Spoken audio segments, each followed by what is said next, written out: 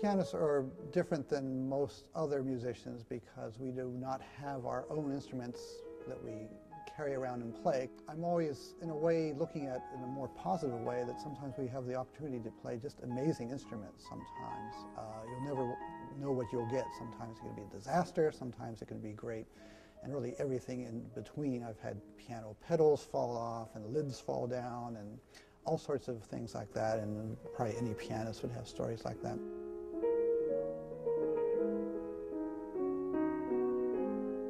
Sometimes it's very much mind over matter as far as how you relate to an instrument. I don't think there's one instrument I've ever played that's been absolutely perfect, and perhaps that doesn't exist, and any pianist concept is probably going to change as far as what they're looking for.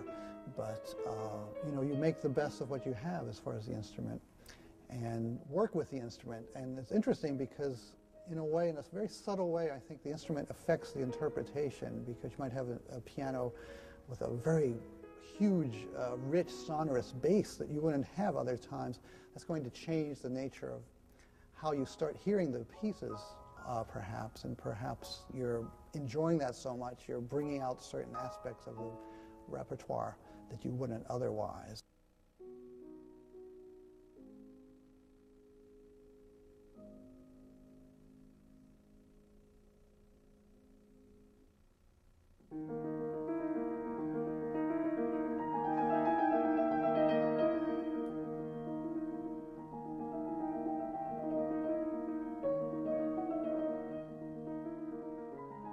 I think most pianists are a little unskilled as far as the mechanics of the instrument.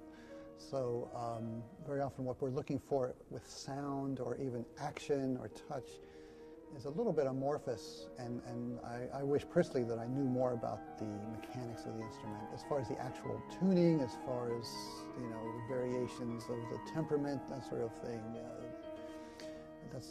Unless it's really extreme, it's not something that really bothers me.